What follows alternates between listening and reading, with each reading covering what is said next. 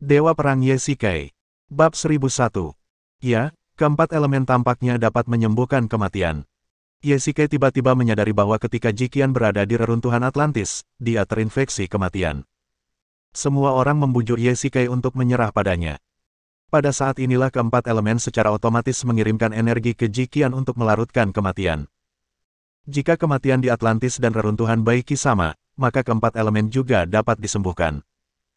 Pada awalnya, energi kuat yang terkandung dalam batu aneh di Gunung Suci menyebabkan kecanduan sihir Ye Shikai. Meskipun ditekan pada waktunya, untuk menyelesaikan masalah ini sekali dan untuk selamanya, Jiqian pergi ke tempat berbahaya secara langsung, berharap untuk mendapatkan empat elemen untuk membantu Ye Shikai menyembuhkan kecanduan sihir. Hasilnya, pencapaian pertama dari keempat elemen bukanlah untuk menekan kecanduan sihir, tetapi untuk menyelamatkan Jiqian yang sangat terinfeksi kematian. Ye Shikai mengangkat kepalanya dan menatap para prajurit hantu. Tidak, bahkan jika dia menggunakan empat elemen untuk menyembuhkan energi kematian, dia harus menemukan tempat terpencil untuk menyembuhkannya secara perlahan. Sekarang para prajurit hantu menyerang dari semua lini dan semua orang mundur. Bagaimana mereka punya waktu untuk menyembuhkan mereka? Kejar! Sersan utama berteriak keras dan bergegas maju sambil memegang pedang perunggu di tangannya. Ye Shikai juga memegang pedang logam. Dia memiliki elemen air dan api di tubuhnya dan tidak takut mati. Pedang logam itu memotong besi seperti lumpur. Ye Shikai mengalirkan kekuatan internalnya dan mengayunkan pedang dengan keras. Pedang perunggu itu terputus. Dia kemudian menusuk perut sersan itu dengan pedang dan langsung menembusnya. Mengaum, mengaum, mengaum. Sersan prajurit hantu yang ditikam itu tiba-tiba menjerit dan wajahnya berubah hitam, yang mana sangat menakutkan. Sialan, pergi dari sini. Ye Shikai menekuk lututnya, menekan kakinya ke perut sersan itu, menggenggam pedang dengan erat di satu tangan, lalu menendang prajurit hantu itu menjauh. Cepatlah pergi. Ye Shikai mengeluarkan elemen api dengan satu tangan dan mengalirkan kekuatan internalnya. Sebuah bola api besar langsung menyembur keluar dan membakar tubuh para prajurit hantu. Elemen api berbeda dari api biasa. Apinya dapat menyebabkan kerusakan pada para prajurit hantu. Semua orang mundur ke kiri, tetapi pasukan hantu bergerak lebih cepat dan menyebar langsung ke tengah kerumunan. Formasi perisai mereka menghalangi kerumunan dan membaginya menjadi dua sisi, mencegah bagian depan dan belakang saling menjaga. Xiao Kai, cepatlah. Chen Yuxin menarik lengan Ye Shikai, dan pedang Chunjun mengeluarkan energi pedang yang kuat, memaksa mundur beberapa prajurit hantu. Ye Shikai melihat sekeliling, dan Jiqian dan Selena diblokir di sebelah kanan bersama sekelompok kecil orang oleh formasi perisai prajurit hantu. Sebagian besar orang dari tiga keluarga telah mundur ke kiri. Sisi kanan pada dasarnya dipenuhi oleh orang-orang dari keluarga Ji, serta para penjaga kuil bulan. Qianerku, cepat selamatkan dia. Pada saat ini, suara Ji Tao terdengar dari belakang Ye Shikai. Mengapa orang-orang tua di keluarga Ji ini berpisah darinya? Bahkan Chen Ligong dan Bai Wujun mengikuti Ji Tao. Saudaraku, di sana berbahaya, cepatlah mundur. Qi Feng segera meraih Ji Tao dan berkata, Penatua Chen, cepat lindungi kepala keluarga. Xiao Xin, bawa orang-orangmu dan pergilah dulu. Aku ingin menyelamatkan Jiqian. Ye Shikai tampak cemas. Jiqian ada di sana bersama lebih dari 30 orang. Bagaimana jika sejumlah kecil orang itu menghadapi bahaya? Tidak, aku tidak akan pernah membiarkanmu melakukan ini. Chen Yuxin tiba-tiba bergegas ke Ye Shikai dan memeluknya erat-erat. Lepaskan aku. Ye Shikai berteriak keras, namun dipegang erat oleh Chen Yuxin. Ruoya, bawa menantu laki-laki itu dan cepatlah mundur. Chen Yuxin berbalik dan memberi perintah, hantu, bawa pengawal rahasia istana kegelapan untuk melindunginya, dan jangan biarkan dia lewat. Ini. Hantu itu cukup malu setelah dimarahi oleh Chen Yuxin. Ye Shikai jelas ingin menyelamatkan Jiqian, tetapi formasi perisai prajurit hantu di sana telah terbentuk dan tidak dapat dihancurkan. Serangan yang kuat hanya akan memakan lebih banyak nyawa, dan bahkan nyawa Ye Shikai akan berada dalam bahaya. Apa yang membuatmu ragu, Jeton? Bawa beberapa orang untuk melindunginya. Chen Yuxin berteriak. Karena tergesa-gesa, amarahnya tiba-tiba memuncak. Ya. Jeton dan pengawal rahasianya segera melindungi Ye Shikai di belakang mereka dan mundur ke belakang. Tuan, Anda juga harus segera mundur. Kami memiliki beberapa tetua di sini untuk membentuk formasi. Kami tidak akan kesulitan menghentikan mereka. Beberapa tetua keluarga Chen berkata. Mereka semua adalah orang kepercayaan Chen Yuxin dan tulang punggung keluarga Chen. Setiap tetua setidaknya berada pada tahap keluar tubuh dan mahir dalam formasi keluarga Chen. 3 hingga 5 orang yang membentuk formasi sudah cukup untuk menghentikan lebih dari selusin orang. Baiklah, tunggu sebentar. Ledakan. Ye Shikai melemparkan pedang di tangannya ke tanah. Dasar bajingan, kenapa kalian menghentikanku? Ye Shikai berteriak keras kepada anggota istana dunia bawah. Mereka berlari di sepanjang jalan di sebelah kiri sejauh 2 atau 3 kilometer dan akhirnya terbebas dari kejaran para prajurit hantu. Mereka untuk sementara aman. Namun, Jiqian tersesat dan hati Ye Shikai setengah hancur. Keselamatanmu adalah hal terpenting di seluruh istana dunia bawah. Demi memastikan keselamatanmu, aku terpaksa melakukan tindakan nekat ini.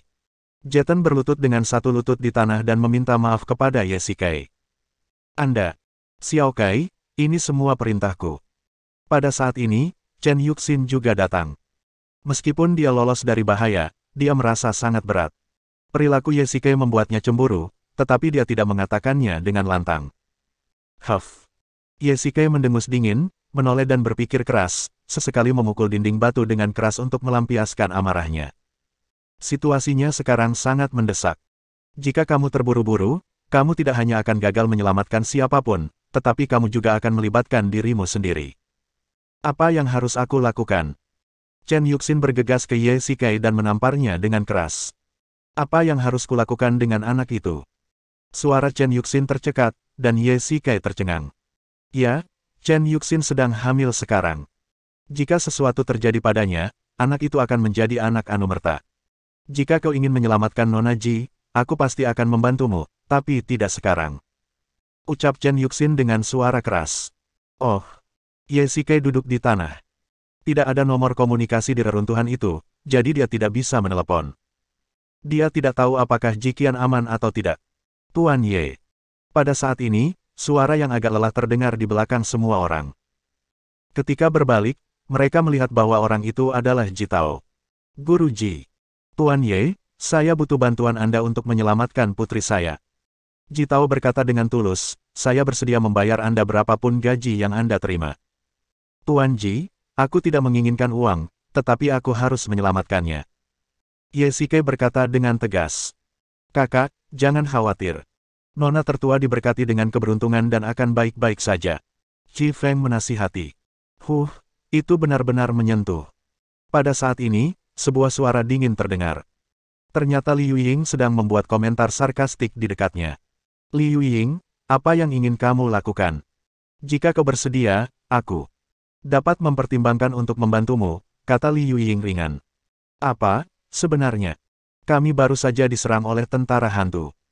Meskipun kami menderita beberapa korban, mereka hanya belasan orang dan vitalitas mereka tidak rusak. Jadi, kami memiliki kesempatan dan kemampuan untuk menyelamatkan orang. Bab 1002. Ye Shikai melihat sekeliling. Memang, meskipun kemunculan para prajurit hantu itu sangat tiba-tiba, mereka semua adalah elit dari keluarga besar. Mereka semua adalah ahli dalam tahap Naschen Soul atau bahkan tahap Out of Body.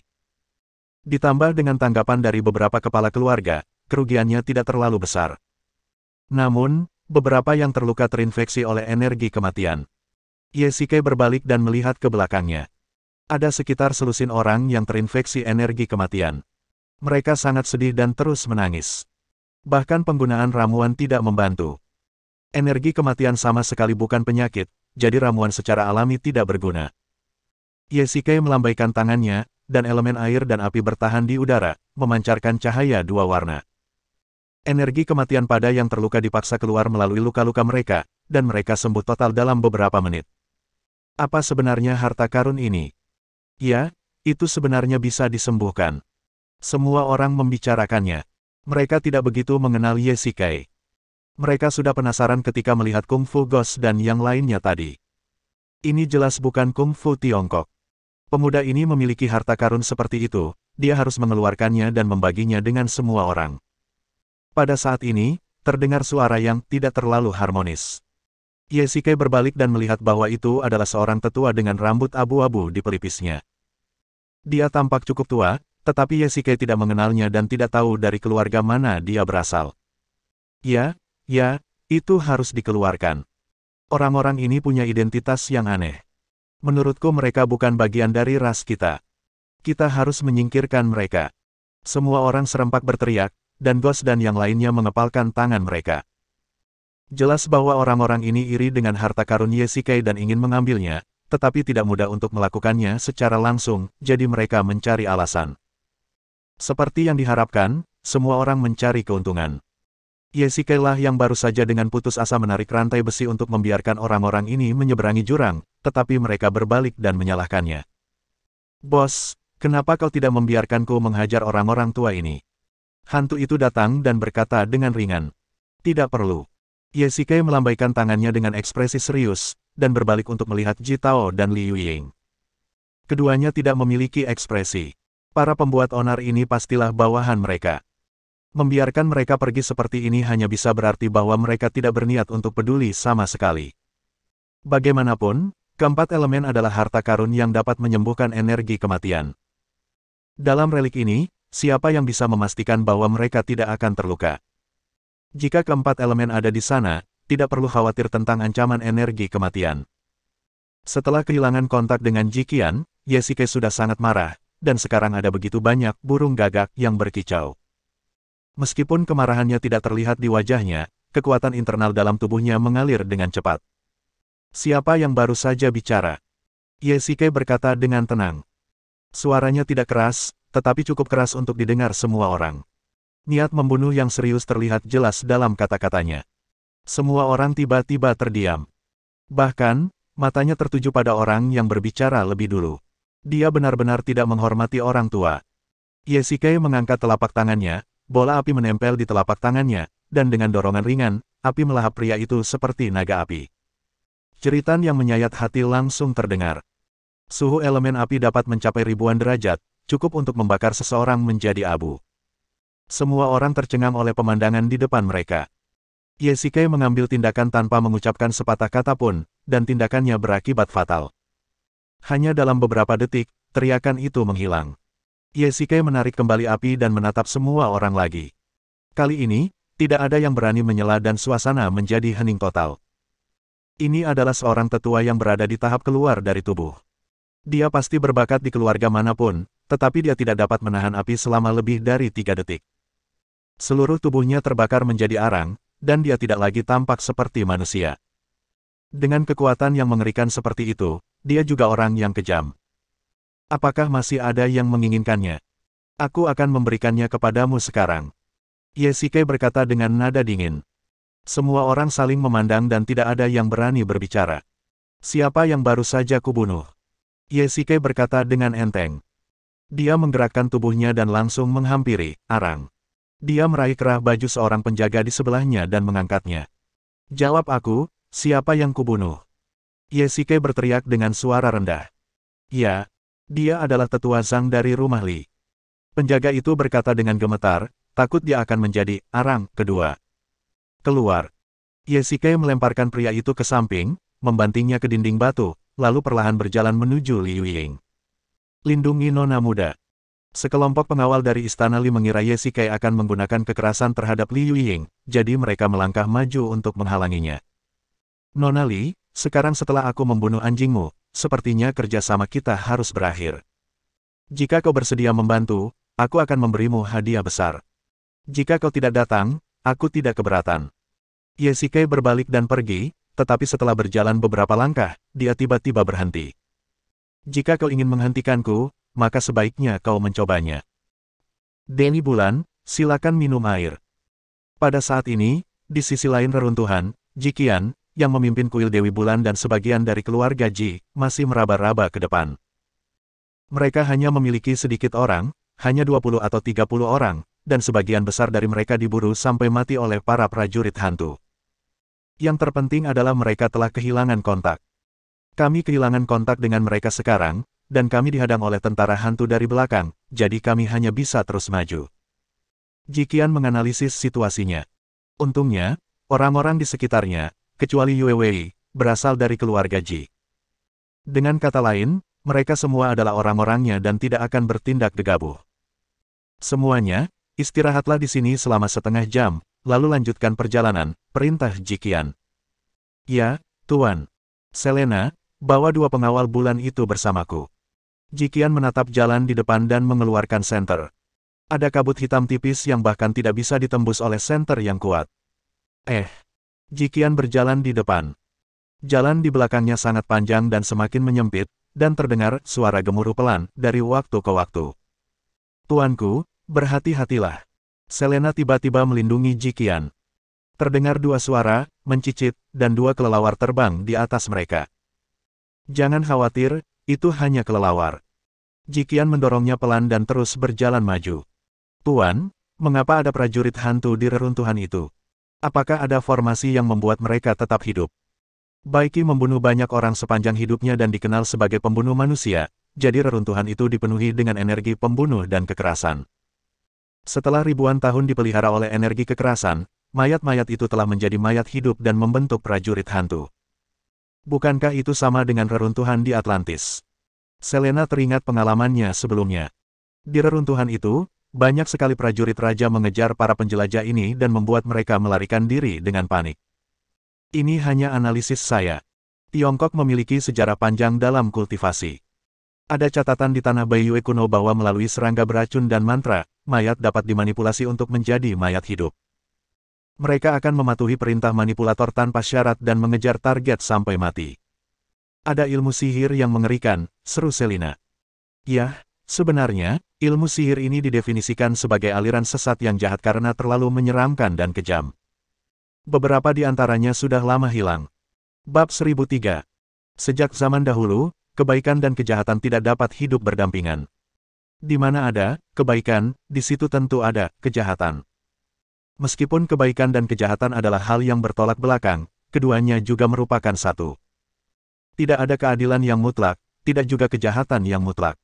Bahkan definisi kebaikan dan kejahatan cukup kontroversial.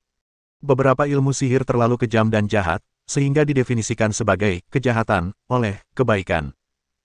Namun, ilmu sihir yang memanipulasi orang mati ini tidak hanya bertentangan dengan etika manusia, tetapi juga mengerikan. Bagaimana tentara hantu terbentuk bukanlah masalah yang paling penting saat ini. Jikian awalnya menilai bahwa 2 jalan di kiri dan kanan menuju kedua arah, yang juga berarti bahwa kedua jalan itu tidak akan berakhir di tempat yang sama. Jadi bagaimana mereka bisa bertemu dengan Yesikai? Tuan, mengapa kita tidak tinggal di tempat kita sekarang? Mungkin Lord Pluto sedang membawa orang-orang kembali. Selena melihat orang-orang di belakangnya. Hanya ada 20 atau 30 orang. Akan sangat buruk jika mereka bertemu dengan tentara hantu lagi. Selain itu, tidak ada jenderal yang kuat di sekitarnya, jadi akan sulit untuk melawan jika mereka menghadapi bahaya. Tidak, jalan di belakang kita telah diblokir oleh tentara hantu. Mereka mungkin tidak dapat menyelamatkan kita jika mereka datang. Sebaliknya, kita akan berada dalam bahaya kematian. Jikian menunjuk ke depan dan berkata, kita hanya bisa terus maju. Baiklah, saya akan mengikuti Anda sampai mati, Tuan. Semua orang ikut aku. Jikian berteriak keras. Sebenarnya, dia sendiri tidak tahu. Ketakutan terbesar datang dari hal yang tidak diketahui, dan celah terbesar datang dari dalam tim. Ketika suasana ketakutan menyebar di tim yang tidak dapat diandalkan, mereka pasti sudah runtuh dan bahkan saling membunuh tanpa menunggu tentara hantu datang. Demi tim dan dirinya sendiri, dia tidak punya pilihan selain menggigit peluru dan terus maju. Siapa itu? Tiba-tiba, terdengar suara langkah kaki dari jalan di satu sisi. Ada sekitar selusin orang. Tidak banyak orang yang datang. Mungkinkah mereka adalah keluarga lain yang memasuki reruntuhan? Kemungkinan besar. Lagi pula, ada banyak keluarga yang datang dari pintu masuk lain, jadi wajar saja jika bertemu dengan mereka secara kebetulan. Semua orang sudah siap, tidak tahu siapa yang akan datang. Jika terjadi perkelahian, mereka akan bertarung sampai mati. Ledakan, ledakan, ledakan. Suara langkah kaki itu semakin dekat dan semua orang menahan napas. Hai, Nona Ji, kita bertemu lagi. Sebuah suara dingin terdengar. Itu kamu. Sialan, bagaimana aku bisa melewatinya? Yesikai menghantam dinding batu dengan keras. Tampaknya kehilangan kontak Jikian telah memberinya pukulan telak. Sebenarnya, meskipun dia biasanya sangat rasional, begitu melibatkan orang-orang di sekitarnya, dia akan melakukan apa saja, bahkan keputusan yang sangat tidak rasional dan konyol. Arah kedua jalan di kiri dan kanan berlawanan dan tidak dapat menyatu. Ye Shikai pasti menyadari fenomena ini, jadi dia sering mengeluh. Namun, semua ini dilihat oleh Chen Yuxin. Xiao Kai, karena ini makam, penataannya harus teratur. Kurasa, selama kita bisa mencapai ruang makam utama terakhir, kita pasti bisa bertemu di sana. Chen Yuxin melangkah maju untuk menghiburnya. Ye Shikai sekarang marah, dan bahkan hantu pun tidak akan berani membuat masalah dengan mudah. Satu-satunya orang yang bisa menghiburnya adalah Chen Yuxin. Terima kasih, Xiao Xin. Maaf karena membuatmu takut tadi. Ye Shikai bersandar lemah di dinding batu dan mendesah panjang. Tidak mungkin. Orang-orang itu berani serakah demi uang. Belum lagi kau ingin bertindak, aku juga tidak akan menoleransi mereka. Orang-orang itu berani mengincar lelakiku. Biarkan mereka dikubur di sini bersama Baiki. Suara Chen Yuxin menjadi suram. Jika Ye Shikai tidak bertindak cepat tadi, dia pasti sudah siap membunuh. Sebenarnya, Chen Yuxin dan Ye Shikai sangat mirip dalam hal ini. Sekali ada orang di sekitarnya yang terlibat, sekalipun orang itu hanya punya niat jahat yang belum dilaksanakan, dia akan mengambil nyawa orang itu. Kita harus waspada terhadap orang-orang ini. Bagaimanapun, mereka hanyalah aliansi sementara. 4 elemen telah didambakan, dan kupikir seseorang akan mengambil tindakan lagi. Ye Shikai mengangguk. Apa yang terjadi tadi hanyalah peringatan bagi Liu Ying. Tetua yang tidak tahu bagaimana hidup atau mati berani bersikap begitu sombong, sebagian besar karena kepatuhan Liu Ying. Namun sekarang tampaknya Liu Ying menjadi lebih patuh. Sekarang dia tidak dapat menemukan jejak orang lain di Limanshan. Dengan kata lain, bahkan jika dia mengambil tindakan sekarang dan membunuh semua orang di Limanshan dan membungkam orang-orang dari keluarga Chen dan Ji, bahkan jika kepala Limanshan menyelidiki, dia tidak akan dapat mengetahui siapa yang melakukannya. Pikiran yang jahat sekali. Ye Shikai berubah pikiran dan memutuskan bahwa karena ia pada dasarnya telah menghancurkan hubungannya dengan keluarga Li, sebaiknya ia memanfaatkannya sebaik-baiknya. Liu Ying, bawa orang-orangmu dan pergi ke depan untuk melihat. Ye Shikai berbalik dan berteriak. Apa? Apa yang kudengar benar? Dia meminta wanita muda itu untuk maju ke depan. Itu terlalu banyak. Tuan Ye, apa yang Anda katakan? Bahkan Liu Ying, yang selalu tenang dan kalem, mengerutkan kening mendengar pernyataan ini. Dia bertemu dengan tentara hantu begitu dia masuk. Siapa yang tahu hantu apa yang akan datang berikutnya? Jika dia berjalan di depan, bukankah dia akan menjadi umpan meriam untuk menjelajahi jalan? Kubilang, biarkan kau dan orang-orangmu berjalan di depan. Apakah ada yang tidak kau mengerti? Kata Ye Shikai dingin. Aku putri tertua keluarga Li. Kenapa aku harus mendengarkanmu? Liu Ying menggertakkan giginya dan berkata dengan kejam. Kamu adalah putri tertua dari keluarga Li, jadi kamu tidak perlu mendengarkanku, tapi... Apakah kamu ingin mendengarkannya? Ye Shikai mengayunkan pedangnya dengan sangat cepat sehingga tidak ada yang menyadarinya. Pada saat mereka bereaksi, pedang itu telah tertancap di dinding batu, dan hanya berjarak 20 cm dari kepala Liu Ying. Hei, bocah, kau benar-benar gila karena menggunakan seluruh tenaga dalammu untuk melempar pedang. Suara roh pedang bergema. Memang, alasan mengapa Ye Shikai dapat melempar pedang yang menggelegar seperti itu adalah karena ia mengerahkan seluruh tenaga dalamnya, semuanya untuk satu hal, yaitu untuk mengejutkan orang-orang di rumah Li dan mencegah mereka bertindak gegabah. Tentu saja, Ye Shikai berusaha sekuat tenaga untuk bersikap tenang dan acuh tak acuh, berkat bantuan saraf dalam yang membantunya memulihkan kekuatan internalnya dengan cepat. Jangan ribut. Bantu aku memulihkan tenaga dalamku agar aku bisa menyelesaikan pertunjukan. Oh, aku sungguh tak tahan padamu. Liu Ying, jika kau tidak mau patuh, jangan salahkan aku karena tidak menunjukkan belas kasihan padamu. Ye Shikai berkata dengan dingin dan melambaikan tangannya. Minggong dan yang lainnya segera mengambil posisi bertarung. Aksi ini membuat Liu Ying takut. Dia mulai ragu bahwa jika Ye Shikai benar-benar berani mengambil tindakan, maka dengan para penjaga dan tetua di sekitarnya, dia pasti tidak akan sebanding dengan keluarga Chen dan Ji. Ngomong-ngomong, aku sudah memulai pembunuhan berantai, jadi aku tidak peduli jika aku membunuh beberapa lagi. Melihat ini, Ye Shikai mengeluarkan elemen api dan mengumpulkannya menjadi bola api besar di udara. Saudaraku, ini. Aku khawatir itu bukan ide yang bagus. Bahkan jika kita tidak campur tangan, jika keluarga Li mengetahuinya, kita mungkin akan mendapat balasan. Qi Feng melangkah maju dan membujuk. Tidak, mari kita tunggu dan lihat dulu sebelum memutuskan. Ji Tao tampak serius, menatap situasi di depannya. Baiklah, aku akan membunuh satu orang terlebih dahulu. Ye Shikai berteriak, dan bola api itu jatuh dari langit dan menerkam ke arah semua orang. Bab 1004. Tindakan Ye Shikai mungkin tampak kejam, tetapi siapa yang mengatakan dia benar-benar baik, terutama di dunia kultivasi. Jika Ye Shikai tidak memiliki kekuatan yang kuat, maka orang-orang ini mungkin akan bergegas dan merampas harta karun itu. Mengapa mereka membuang-buang waktu untuk berbicara? Orang-orang ini awalnya adalah serigala. Ketika menghadapi daging gemuk, mereka memiliki wajah yang ganas, tetapi jika mereka menjadi daging gemuk, serigala, ini akan mengenakan lapisan kulit domba untuk menunjukkan belas kasihan mereka, tetapi sekarang, mereka harus membayar harganya. Api langsung membakar seseorang. Meskipun orang itu melawan dengan putus asa, ia tidak mampu menahan kekuatan elemen api. Setelah beberapa detik berteriak, sesosok tubuh yang terbakar muncul di tanah. Hal ini membuat semua orang di istana Li marah. Di Chang'an, tidak ada yang berani menindas mereka seperti ini, apalagi orang luar. Namun, kekuatan adalah kekuatan. Bahkan jika mereka menyerang bersama, mereka bukanlah tandingan istana dunia bawah.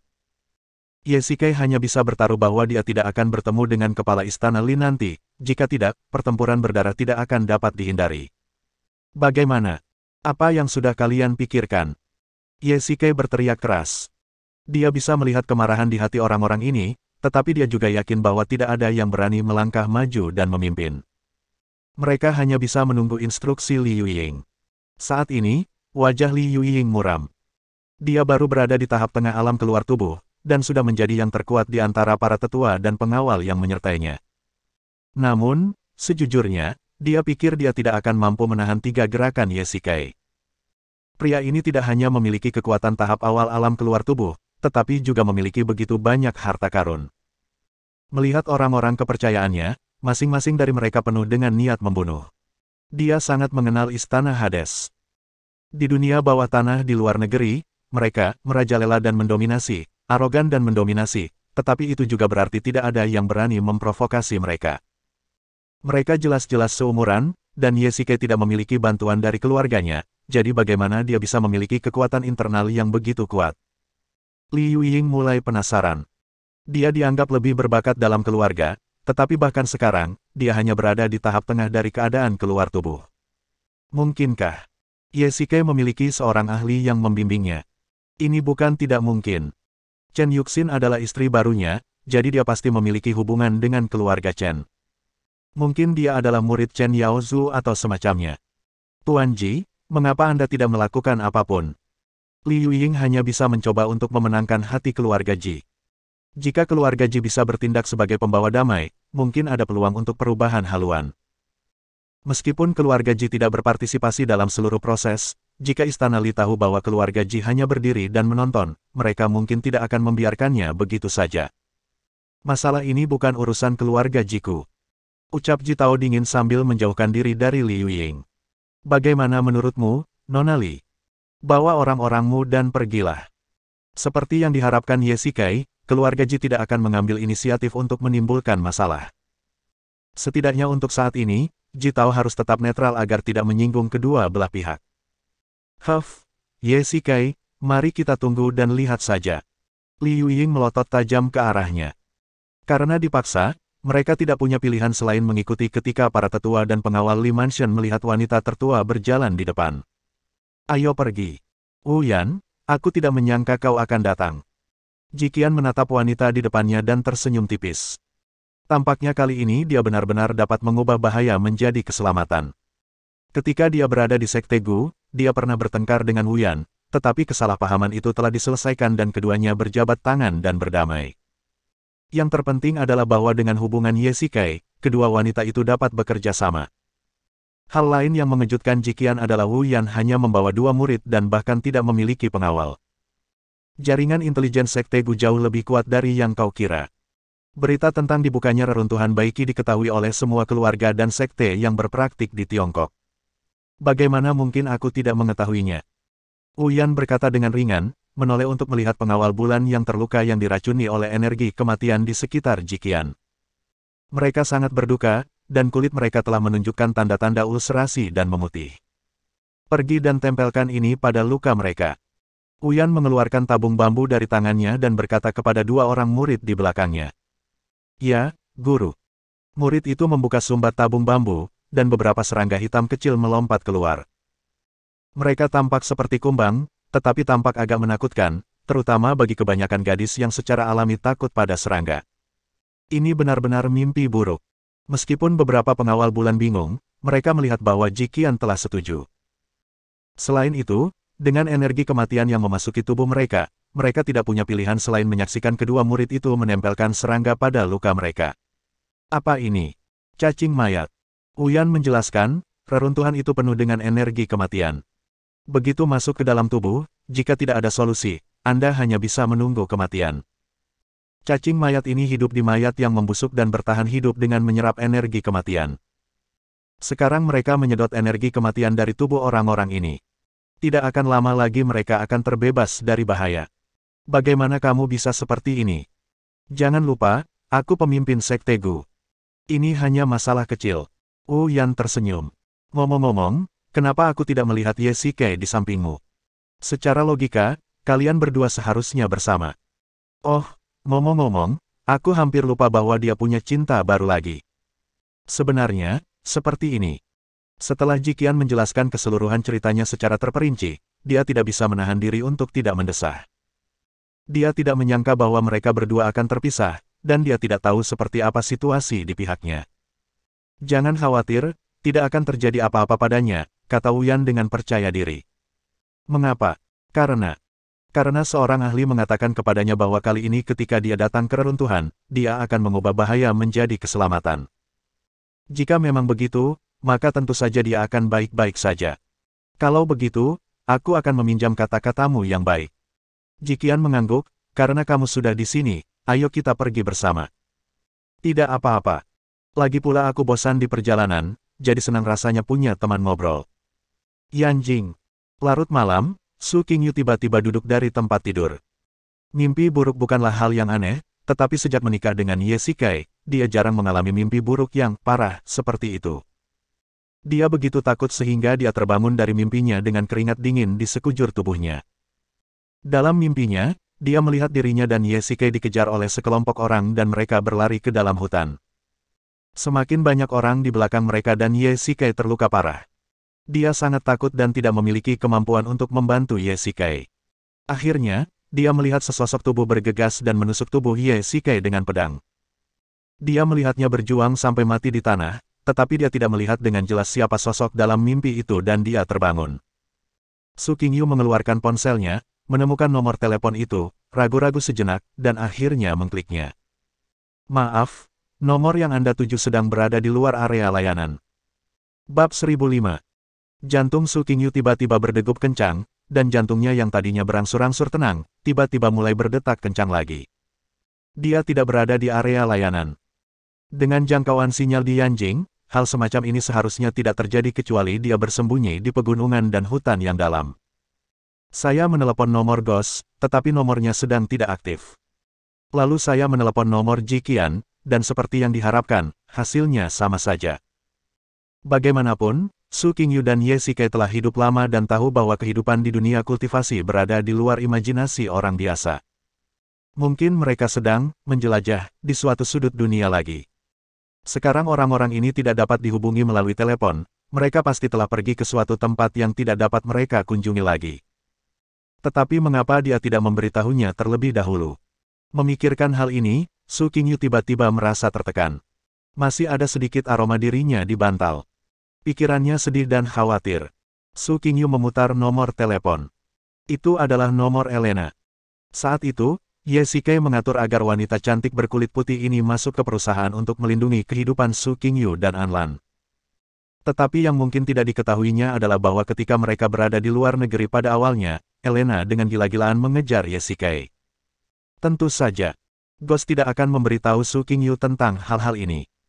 Meskipun keduanya kini telah bercerai, Elena masih tetap tinggal di perusahaan. Salah satu alasannya adalah karena Ye Shikai ingin dia melindungi Su Qingyu, dan alasan lainnya adalah karena dia tinggal secara sukarela. Dibandingkan dengan kehidupan di luar negeri, Elena masih lebih menyukai identitasnya saat ini. Halo, Presiden, apa kabar? Meski sudah pukul 1 pagi, Elena sama sekali tidak terdengar mengantuk. Apakah kamu tahu kemana dia pergi? Su Qingyu ragu sejenak, tetapi tetap bertanya. Tuan, dia sedang sibuk sekarang dan itu tidak nyaman baginya. Elena berhenti dan ragu-ragu. Sebenarnya, dia tidak menyangka Su Qingyu akan meneleponnya. Secara teori, mustahil bagi Su Qingyu untuk mengetahui bahwa Ye Shikai pergi ke reruntuhan. Mungkinkah berita itu bocor? Apakah dia pergi ke tempat berbahaya lagi? Su Qingyu langsung bereaksi. Bukankah dia mengenal Ye Shikai dengan baik? Bahkan setelah menikah, dia tidak bisa tenang. Presiden, sebaiknya Anda tidak perlu khawatir tentang hal-hal ini. Elena juga sangat ragu-ragu, bertanya-tanya apakah dia harus mengatakan yang sebenarnya. Cepat katakan padaku, atau aku akan datang mencarimu. Su Qingyu kembali ke nada bicaranya yang dingin dan elegan seperti biasanya, lalu mengganti topik pembicaraan dan mengubahnya menjadi ancaman. Baiklah, tapi aku akan membicarakannya perlahan. Tidak apa-apa, aku akan datang ke tempatmu sekarang. Su Qingyu berkata sambil bangkit dan mengenakan pakaiannya. Setelah mimpi buruk, dia tidak lagi mengantuk dan cukup energik. Elena tampak polos, tetapi dia bertekad untuk datang. Jadi, dia menceritakan semuanya, agar dia tidak perlu berbohong lagi. Xiao Kai, aku tidak menyangka kau benar-benar membuat Li Yuying kalah. Chen Yuxin menarik ujung baju Ye Shikai dengan ekspresi bangga di wajahnya. Meskipun dia adalah kepala keluarga, Tiongkok menjunjung tinggi keharmonisan, dan keluarga Li sangat berkuasa. Li Yuying terbiasa menjadi pengganggu di Chang'an. Dia tidak menyangka bahwa saat bertemu Ye Shikai, dia ditangani dengan beberapa gerakan. Pria yang berwawasan adalah pahlawan. Bahkan orang yang cakap pun harus membuat keputusan sesuai dengan situasi saat ini. Sekarang, Li Yuying hanya bersama sebagian dari Li Mansion, dan kekuatan mereka tidak sebaik kita. Ditambah lagi, aku membunuh 2 orang dari Li Mansion untuk menakut-nakutinya. Juga, mereka yang ingin mengambil bayiku tidak boleh bertindak gegabah, bukan hanya Li Mansion, tetapi juga keluarga Ji. Ye Shikai berkata dengan lembut, namun, jika kita benar-benar bertemu dengan kepala Li Mansion, itu akan sedikit sulit. Tapi saat ini, mengambil risiko adalah keputusan yang paling tepat. Ye Shikai masih memiliki sedikit keberuntungan. Bagaimanapun, reruntuhan itu sangat besar, dan Li Mansion pasti telah menyerang dari berbagai arah, jadi kemungkinan bertemu mereka tidak tinggi. Kerumunan itu terus bergerak maju dan segera tiba di depan sebuah pintu perunggu. Berdasarkan pengetahuan Ye Shikai, ini seharusnya menjadi pintu perunggu terbesar yang pernah dilihatnya. Ada banyak karakter dan pola segel besar yang diukir di atasnya. Tentu saja, Ye Shikai tidak dapat memahaminya. Xiao Xin, apakah kamu mengerti kata-kata ini? Tanya Ye Shikai. Saya tidak mengerti, tetapi anak buah saya tahu. Chen Yuxin melambaikan tangannya, dan seorang pria berkacamata keluar. Dia tampak lebih seperti sarjana kuno yang sedang mempelajari sejarah. Pintu perunggu ini beratnya 1000 pon dan hanya bisa dibuka oleh seseorang yang memiliki takdir. Pria itu menerjemahkan kata-kata di samping, dan semua orang terkejut. Terus terang saja, kecuali orang yang tepat ditemukan, pintu perunggu ini tidak akan terbuka. Ngomong-ngomong, orang-orang kuno benar-benar percaya tahayul. Bagaimana mereka bisa tahu siapa yang disebut orang yang ditakdirkan itu? Apa maksudnya ini? Gumam Ye Shikai. Tadi kau begitu mendominasi, tapi sekarang kau bersikap pengecut lagi. Buka saja pintu ini jika kau punya nyali. Li Yuying mendengus dingin. Diamlah. Ye Shikai berteriak, atau, silakan minta Nona Li untuk naik dan mencoba. Hei, ini pintu perunggu yang sangat berat, dan kalian para pria dewasa tidak mau naik dan membiarkanku pergi. Apa kalian bercanda? Kata Li Yuying, tampak seperti wanita yang lemah. Faktanya, dengan tingkat kultivasinya, bahkan 50 pria kekar tidak akan mampu menahan satu pukulan pun darinya. Tidakkah kau lihat bahwa pintu itu hanya bisa dibuka saat kau bertemu dengan pria yang ditakdirkan? Mengapa kau tidak naik dan mencobanya? Ye Shikai berkata sambil tersenyum. Li Yuying melambaikan lengan bajunya, melangkah maju beberapa langkah, dan para pengawal di sekitarnya bergegas mengikutinya. Aku tidak menyangka wanita muda ini peduli dengan reputasinya. Jika dia benar-benar bisa mendorong pintu perunggu ini, dialah yang akan menjadi takdirnya. Dan di depan begitu banyak orang, itu akan menjadi hal yang sangat agung, tapi... Li Yuying mengalirkan tenaga dalamnya, mengulurkan tangannya dan meletakkannya di pintu perunggu, merasa sedikit seperti belalang sembah yang mencoba menghentikan kereta perang. Lagi pula, dibandingkan dengan ukuran seseorang, pintu itu benar-benar terlalu besar. Semua orang menatap Liu Ying selama beberapa menit, tetapi pintu perunggu itu tidak bergerak sama sekali. Tampaknya dia bukan orang yang ditakdirkan. Huff, bau sekali pintu tembaga itu. Liu Ying akhirnya menyerah, tetapi dia begitu marah sehingga dia menendang pintu tembaga itu dengan keras sebelum pergi. Wus, wus, wus. Oh. Tiba-tiba, beberapa anak panah melesat dari atas. Beberapa pengawal istana Li terkejut dan jatuh ke tanah, tewas di tempat. Semuanya, hati-hati. Ye Shikai berteriak, dan semua orang segera bersiap. Anak panah itu datang terlalu tiba-tiba, dan semua orang lengah dan segera mundur. Lindungi nona muda. Para penjaga rumah Li dengan cepat menarik Liu Ying ke bawah. Anak panah itu hanya bertahan selama lebih dari 10 detik dan kemudian berhenti. Ye Shikai mengambil senter dan menyorotkannya ke atas. Ada banyak lubang anak panah. Tampaknya tempat ini penuh dengan jebakan dan mereka harus waspada. Liu Ying, karena kesengajaanmu, 3 nyawa melayang. Ye Shikai menatap mayat-mayat di tanah dan tak bisa menahan diri untuk tidak mendesah. Bersambung.